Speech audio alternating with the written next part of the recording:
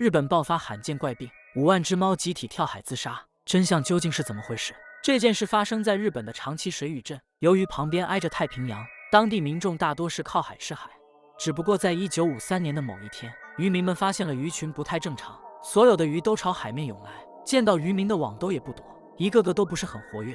当时人们还觉得是上天显灵了，也就没当回事。但是接下来的事却让很多人开始恐慌，似乎是受到了鱼群的影响，天上飞的海鸥等海鸟纷纷掉落，就连镇子上的流浪猫也开始不正常。这些猫走路东倒西歪，严重的更是躺在地上不停地抽搐，甚至本应该怕水的猫都朝着海里走去。一时间，猫咪跳海自杀也引起了各界的关注。经过事后统计，当时死亡的猫就有近5万只，但灾难远远没有结束。继动物之后，第一例人被感染的事件在水俣镇出现了。一个年仅5岁的女孩突然就失去行动能力。随着第一个病例的确诊，马上越来越多的相似病例出现。那么日本这种怪病病因究竟是什么呢？这个女孩被送往医院观察后，医生发现女孩已经意识不清，也不能开口说话，又过了一段时间连走路也不能，甚至全身不断抽搐。日本爆发罕见怪病，5万只猫集体跳海自杀，真相究竟是怎么回事？随着女孩浑身开始抽搐，人们突然想起，那些猫和动物们也都和女孩的症状相似。对于当时的医疗水平来说，医生一时间还无法查出致病因，只能先进行紧急隔离以及消毒措施工作，以防止这种病症不断的蔓延。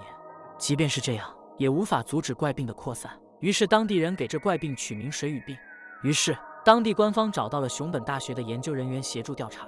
经过研究组调查发现，这些人的症状看上去像是脑部中枢神经系统受到了破坏。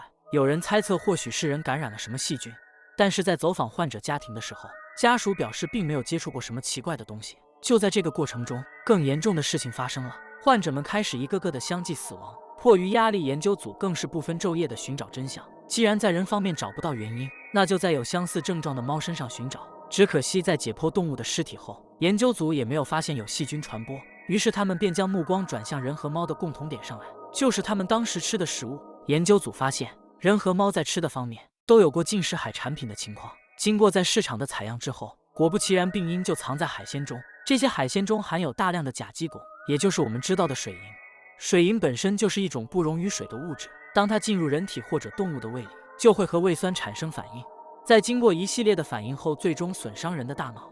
日本爆发罕见怪病，5万只猫集体跳海自杀，真相究竟是怎么回事？在了解病因后，医生也展开针对性的治疗方案。那么问题来了，这些水银为什么会出现在日本的海域呢？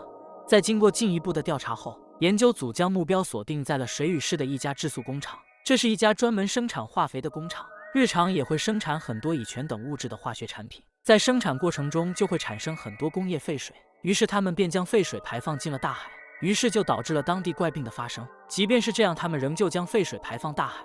这时你肯定会疑惑，难道官方不管吗？事实上，该厂在日本算得上是经济支撑，官方的重要税收都来源于制塑工厂，因此官方一直都是睁一只眼闭一只眼。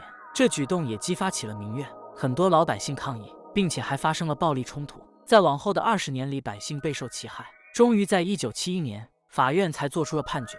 到了2013年，在世界各地的重视下，日本也规范汞化合物的生产与排放，签署了关于汞的水俣公约。全球128个国家以及地区共同签署了这份公约，共同以水俣市的这场世界灾害作为警钟，时刻提醒着全球各国的国家和地区都要重视汞排放工作的治理。值得遗憾的是，在这场疾病斗争中，就有12000多无辜民众死于非命。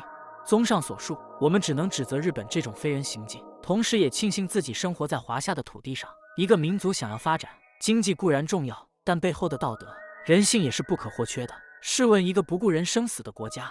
好了，今天的视频到这里就结束了，对此大家有什么看法呢？欢迎积极留言评论。